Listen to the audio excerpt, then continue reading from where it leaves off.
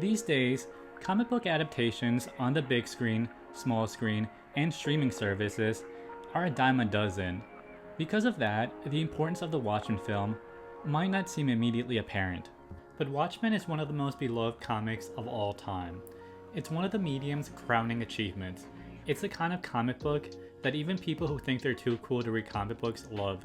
Because of that, I thought it'd be a great time to look back on the adaptation of Watchmen, one of the most influential comic book series of all time. So let's go back to 2009, when the MCU was still an infant, and people only wore masks on Halloween. 23 years after Watchmen was first published, fans would finally get to see a live-action adaptation. Fans waited decades to see it on the big screen, and studios had been dying to find a way to profit off of it. So to call the film's arrival a momentous occasion would be an understatement. After all, there had been attempts to get it on the big screen before the comic book series even finished. It was a long and arduous journey from the comic book pages to the big screen. Directors like Terry Gilliam, Darren Aronofsky, and Paul Greengrass were all, at one point, set to direct the movie. Some efforts got further than others, but every failed attempt seemed to cement the comic's reputation for being unfilmable. In fact, it's a minor miracle that it finally got made at all. But when the dust settled, it was Zack Snyder who got the intimidating task of directing the beloved book's big screen adaptation. If you're watching this, I'm assuming you've seen the film, read the comics, or both. But just for fun, let's briefly rewind to discuss the story and history of Watchmen.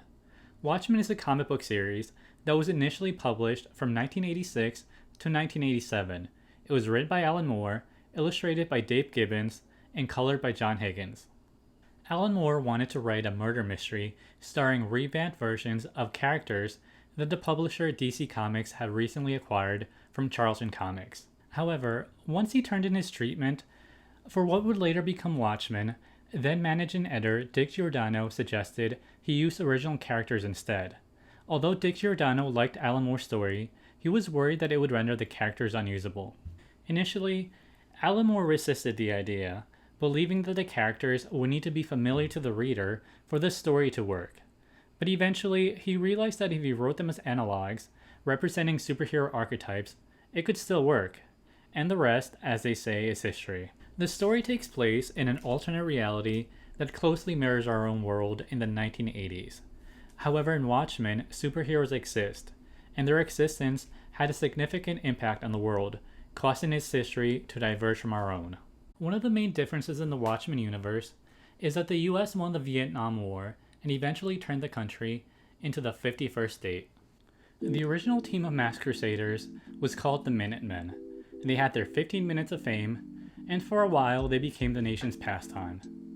But eventually they gave way to the second generation of masked heroes on whom the story mainly focuses on. However, the younger heroes don't receive the same enthusiasm, and a bill eventually gets passed that outlaws vigilantes and forces all but a few to retire. Things kick off in 1985 as police are investigating the murder of Edward Blake. The murder captured the interest of one of the few remaining costume vigilantes, Rorschach, who decides to take the investigation into his own hands. He soon discovers that Blake was actually the civilian identity of the comedian, a former vigilante turned paramilitary agent. Rorschach believes that the murder of the comedian was just the beginning and that there's a plot in motion to kill the rest of the costume heroes. So he decides to warn his old teammates, who are predictably skeptical. But eventually they uncover a conspiracy and are forced out of retirement to stop it. The series was an instant smash, selling out and receiving wide praise. And when it was eventually collected in a trade paperback, it really took off. It reached new audiences, helped kick off the graphic novel and trade paperback market, and received even more acclaim. In 2005, Watchmen became the only comic book on Time's all-time 100 greatest novels. This gave readers something they could point to as proof of the medium's artistic merits. And aside from being a commercial smash, it was also widely influential. Along with Frank Miller's The Dark Knight Returns, it helped reimagine superheroes and how we looked at them. It deconstructed them and made the readers appreciate the characters in new ways. Watchmen focused on the human side of superheroes and exposed their clay feet. Watchmen also had a massive impact on the medium and industry, and it cast a long shadow over just about everything that followed. It encouraged other creators to explore dark and complex themes in their own stories. It also proved that comic books could appeal to older readers. However, it did also inspire a lot of copycats. And as is often the case, the imitators mostly missed what made Watchmen so special to begin with. They didn't focus on the nuance, the social or meta commentary, or the humanity that was an intrinsic part of Watchmen.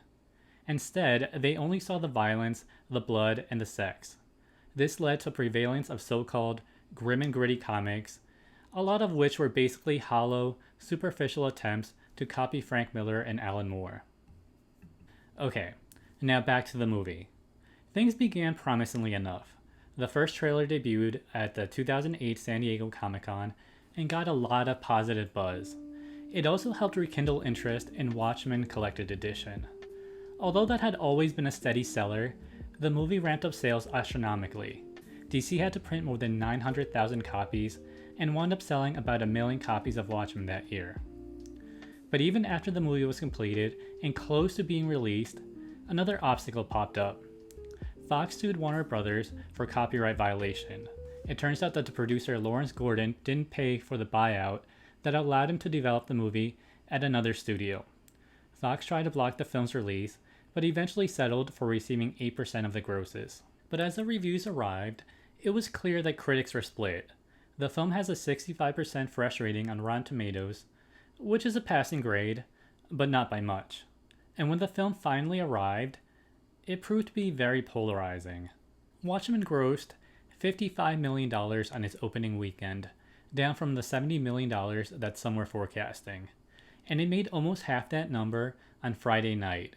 In its second weekend, the film dropped 67.7% to less than $18 million. The big drop shows that it didn't connect with audiences and people weren't watching it multiple times or recommending it to loved ones. Eventually, it fizzled out at the box office, grossing about $107 million domestically and about $185 million worldwide.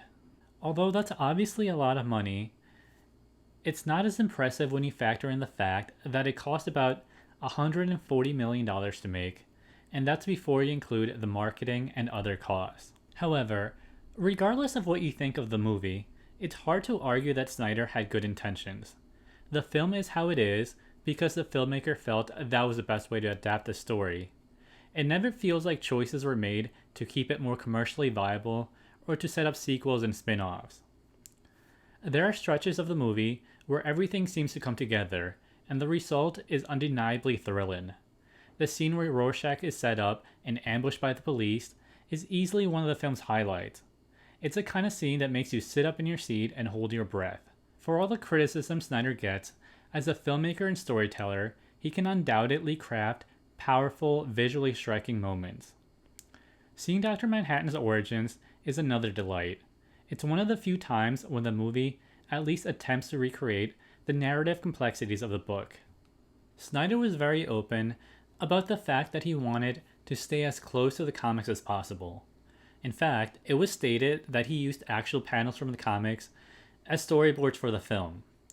However, his slavish adherence to the source material was, at times, detrimental to the movie. It's very telling that one of the best parts of the film wasn't in the book at all.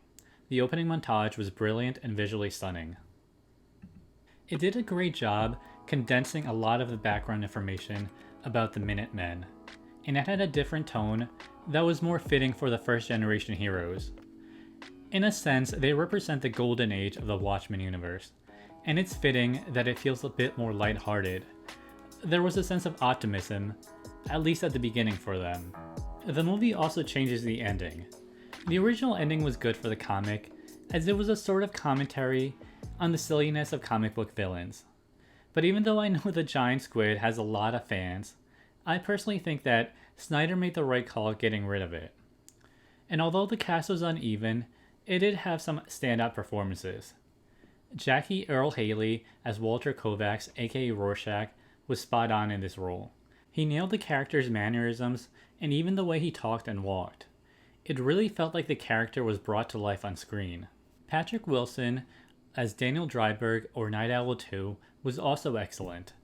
Although he doesn't look the part, he really captures the sadness and loneliness that define the character. There's definitely something missing in his life, and he really captures the regret that weighs the character down. Billy Crudup, who portrayed John Osterman or Dr. Manhattan, probably had the most challenging job. And at times, his performance can seem like it gets lost behind the CGI. But he really sells the alienation that came from Dr. Manhattan essentially being a god. And there's a subtlety to his performance that really works for the character. Jeffrey Dean Morgan as Edward Blake, the comedian, is another highlight. He really captures the character's cynicism. Carly Gugino as Sally Jupiter, Silk Spectre, is a bit underused, but still very good. She does a great job portraying the disappointment in her life. She longs for the glory days and wants to relive them through her daughter. As Hollis Mason, Night Owl, Stephen McHattie has excellent chemistry with Patrick Wilson, and even though he doesn't have a lot of screen time, he makes the most of it. Unfortunately, not all the performances are great. Matthew Goode as Adrian Veidt, Ozymandias, comes off as dull, and he does actually seem like the comic book villain that he claims he isn't. Lastly, Malin Ackerman as Lori Jupiter, Silk Spectre 2, is just plain bad. She almost ruins every scene she's in. She comes off as vapid and whiny, and it might seem like nitpicking, but the makeup on some of the characters was laughably bad. Richard Nixon, portrayed by Robert Wisden, was probably the worst. Carla Gugino's would be close second. The makeup used to make her look older was so distracting that, at times, it took away from her generally strong performance. And although there were some good song choices, the movie's soundtrack was not great. The more annoying song choices range from cheesy to nail-on-the-head obvious.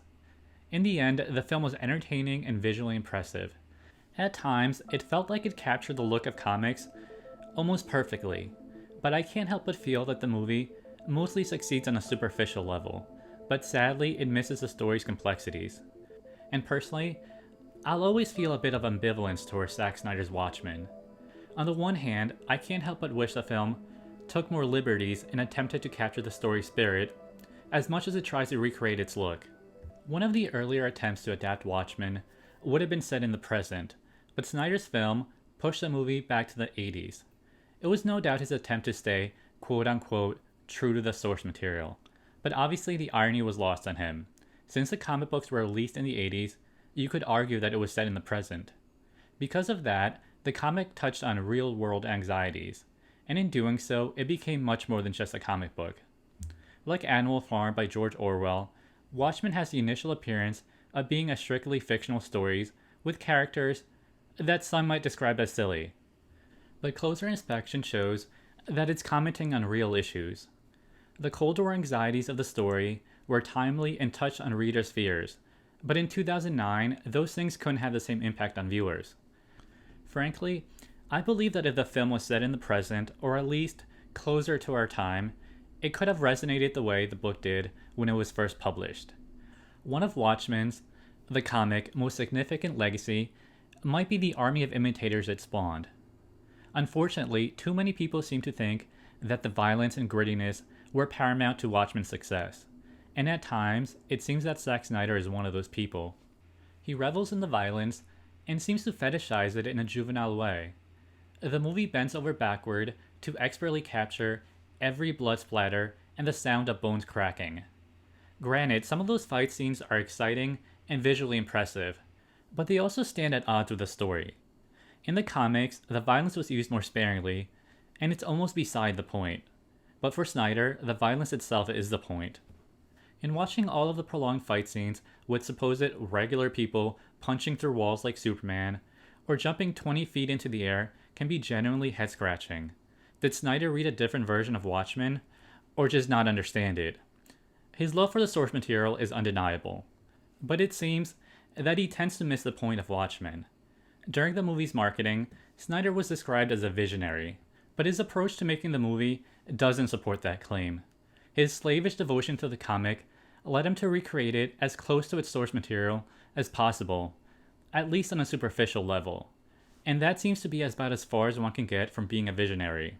It's ironic because a real visionary director would have seen that straying from the source material could have resulted in a movie that's actually more faithful to the story.